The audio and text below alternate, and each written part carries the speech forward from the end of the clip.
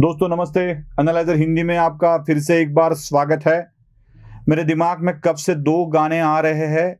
पहला वाला गाना है सजन रे झूठ मत बोलो, खुदा के पास जाना है, न हाथी है न घोड़ा है, वहां पैदल ही जाना है। क्यों पता नहीं ये गाना बार बार मन में आ रहा था। कुछ बातें सुनकर आ रहा था, कुछ चीजें देख कर आ रहा था। और दूसरा एक गाना दिमाग में हमेशा आता है और वो है झूठ बोले कौवा काटे, काले कौवे से डरियो। आगे वाली लाइन तो परफेक्ट है भाई। मैं मायके चली जाऊंगी, तुम देखते रहियो। अभी आपको लगा होगा कि ये पॉलिटिकल एनालिसिस का शो है या हिंदी पिक्चर के पुराने गानों पर बात करने का शो है। बिल्कुल नहीं। इंटरटेनमेंट इंटरटेनमेंट इंटरटेनमेंट करने के लिए मैं कोई सिल्क स्मिता नहीं हूं। बस आपके पास आना है और इंटरटेनमेंट करना है, ये बिल्कुल नहीं है। अगर आप मुझे सिल्क स्मिता बनाना ही चाहते हैं तो पॉलिटिकल एंगल की स्किल सिल्क स्मिता आप मुझे समझ सकते हैं। मतलब पॉलिटिकली जो भी कुछ चीजें होती है, दुर्भाग्यवश जिसको गंभीरता से लेना चाहिए उसको दुर्भाग्यवश एंटरटेनमेंट की तरीके से लेना पड़ रहा है। यही मेरे देश की राजनीति का दुर्भाग्य है। हर बार झूठ और उसी झूठ में वही एक लाइन, मैं मायके चली जाऊंगी तुम देखते रहियो। कितनी बार झूठ बोलेंगे आप। अभी मैं ये झूठ कौन बात करता है इसके ऊपर अगर आपको बताऊं ना, तो महाराष्ट्र के राजनीति के सबसे कद्दावर नेता शरद पवार जी के बारे में मैं बात कर रहा हूं। शरद पवार जी हर बार कुछ ना कुछ झूठ बोलते आए हैं। अगर आज वो सच बात कर रहे हैं तो आप उनकी किताब है, उनका आत्मकथन है, वो पढ़ लीजिए। लोक माझे सांगाती मराठी में है, वो पढ़ लीजिए आप। उसमें आपको पता चलेगा कि पवार साहब जो भी बोल रहे हैं, एक तो आज झूठ बोल रहे हैं या कल झूठ बोला करते थे। शरद पवार जी का ही कहना था कि कॉन्ट्रैक्ट फार्मिंग देश के लिए सबसे जरूरी है। शरद पवार जी का ही कहना था। वही शरद पवार आज भाजपा का विरोध करते हुए, कृषि कानूनों का विरोध करते हुए कॉन्ट्रैक्ट फार्मिंग के खिलाफ बात करते हैं। यही शरद पवार जी थे जो महाराष्ट्र का मुख्यमंत्री होते हुए बात करते थे कि बिजनेस करना सरकार का काम नहीं है। उनकी मराठी की जब्बार पटेल द्वारा ली गई अनेक इंटरव्यू है जिसमें वो बात करते हैं, इसी बात पर बोलते हैं। लेकिन वही शरद पवार आज सरकारी बिजनेस में निवेश को हटाया जाना, इसको गलत बता रहे हैं। पता नहीं क्यों। इसीलिए दूसरा गाना मेरे दिमाग में आता है, सजन रे झूठ मत बोलो, खुदा के पास जाना है। कितनी बातें।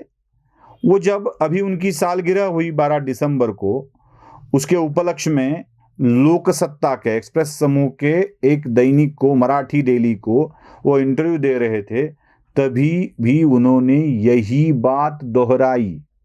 क्या कहा उन्होंने कि मोदी ने मुझे सत्ता में आने का न्योता दिया था, प्रस्ताव दिया था, मुझे कहा था कि चलो महाराष्ट्र में मिलकर सत्ता में बनाते हैं।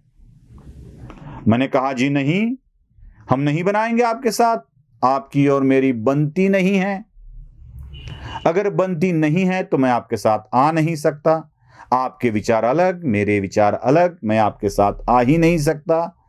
2019 में आपके विचार अलग, मेरे विचार अलग कहने वाले शरद पवार 2014 में इसी भाजपा के देवेंद्र फडणवीस की सरकार बचाते हुए दिख रहे थे। और यही सवाल जब 2019 में, 2021 में, 2020 में मीडिया ने शरद पवार जी से पूछा था कि पवार साहब आप मोदी जी से मिले क्यों? तो मोदी जी से मिलने का कारण पवार ने बताया था, कभी सहकारी शुगर फैक्ट्रियों को बचाने के लिए मिला, कभी सहकारी बैंक को बचाने के लिए मिला, तो कभी और किसी किसानों की समस्या के लिए मिला। क्या पवार जब आपके साथ वार्तालाप मीडिया कर रही थी तब बोल रहे थे ये सच था, या लोकसत्ता के संपादक के साथ बोल रहे हो ये सच था? सच क्या था पवार साहब? कभी तो समझ में आना चाहिए। हर बार यही राग आप आलापते रहते हो। जब मुंबई में बम विस्फोट हुए थे तब एक बम विस्फोट ज्यादा हुआ आपने बताया, तब सच बताया। लेकिन जब किताब लिखने की बात आई, लोगों के सामने बोलने की बात आई, तो पवार साहब आप कहते हो कि मैंने झूठ कहा था, सांप्रदायिक दंगे ना हो इसलिए कहा था। फिर एक बार झूठ।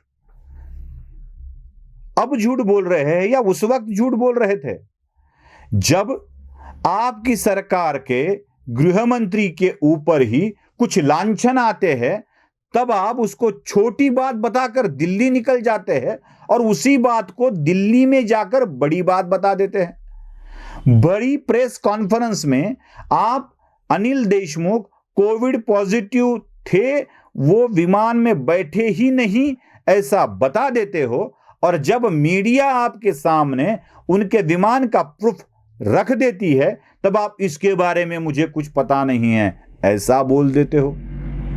क्या सच है पवार साहब? क्या सच है? क्या बताना चाहते हो आप? किसको धमकी दे रहे हो आप? आप भाजपा को बता रहे हो कि मैं आ सकता हूं आपके साथ, या शिवसेना को बता रहे हो मैं मायके चली जाऊंगी तुम देखते रहियो? आपका मायका तो कौन सा है पॉलिटिकल मायका? जरा दुनिया को तो पता चले। आप कर क्या रहे हो? आप शिवसेना को धोखा में रख रहे हो, आप बीजेपी को ललचा रहे हो, या कांग्रेस को आप बता रहे हो कि मैं सारी जगह जा सकता हूं, मैं तो नारद मुनि हूं भाई, तीनों लोक में संचार कर सकता हूं, भूलोक में जा सकता हूं, स्वर्गलोक में जा सकता हूं, पाताल लोक में जा सकता हूं, जहां मेरी इच्छा करे मैं जा सकता हूं, मन के वेग से जा सकता हूं। क्या यही चीज चल रही है? मैं मायके चली जाऊंगी तुम देखते रहियो। और किस किस को बोल रहे हो आप मैं मायके चली जाऊंगी? किस किस के साथ आपको जाना है पता ही नहीं चल रहा है। जो भी कुछ चीजें आती है ना पवार साहब, वो असमंजस वाली होती है, आपके बारे में शंका उत्पन्न करने वाली होती है। चलो, पिछली बार ये एक बात हुई थी जब आपने महाराष्ट्र के मुख्यमंत्री को एक पत्र लिखा था, और जिस पत्र में लिखा था कि महाराष्ट्र के बार मालिकों को, परमिट रूम के मालिकों को कुछ ना कुछ तो हमें रिलीफ देना चाहिए, इसलिए उनके टैक्स माफ कर दो, इस बार का टैक्स खत्म कर दो, लो ही मत, या लाइट बिल में कुछ कंसेशन दे दो। ऐसा खत आपने लिखा था, जो किसानों के लिए नहीं लिखा, बार मालिकों के लिए लिखा, लीकर इंडस्ट्री के लिए लिखा। तब हमारे दिमाग में यही आ रहा था कि पवार साहब इतना बार मालिकों के ऊपर मेहरबान क्यों हो रहे हैं। उसके बाद उसका खुलासा हुआ जब परमवीर सिंह ने, जिसको आपने ही पाला था जी, आपने ही पाला था, परमवीर सिंह, यही वही परमवीर सिंह है जिसके द्वारा आपने एटीएस का चीफ बना के मालेगांव विस्फोट में साध्वियों को और एक कर्नल पुरोहित को गिरफ्तार करवाया था। यही परमवीर सिंह है जिसके द्वारा आपने, जब वो एंटी करप्शन ब्यूरो के चीफ बने, तो उन्हीं से अजित पवार के ऊपर के सारे लांछन हटवा दिए थे, क्लीन चिट मिलवा ली थी।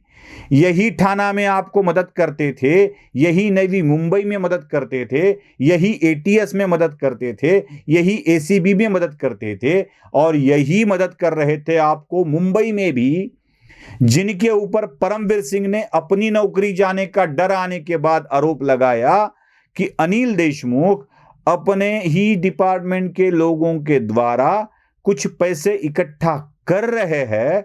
तो आपने, जब बार मालिक अगर इसके खिलाफ गवाही दे तो क्या होगा, क्या इससे बचने के लिए मुख्यमंत्री को चिट्ठी लिखी थी कि बार मालिकों का ख्याल करे? उसके ठीक तुरंत बाद विदेशी मद्य पर से टैक्स हटाया जाता है, उसको सस्ता किया जाता है। उसके ठीक बाद संजय राउत की बेटियों के नाम एक कंपनी में वो दोनों इंटर हो जाती है और वही एक कंपनी पूरे मुंबई में दारू सप्लाई करने के काम में लग जाती है। वही कंपनी जो किसी भी एसोसिएशन में नहीं है, अचानक ये चीजें कैसे हो जाती है पवार साहब? इतने झूठ, इतने झूठ, झूठ के ऊपर झूठ। आखिरी वाली पंक्ति यही बोलूंगा मैं, सजन रे झूठ मत बोलो, खुदा के पास जाना है, न हाथी है न घोड़ा है, वहां पैदल ही जाना है। नमस्ते।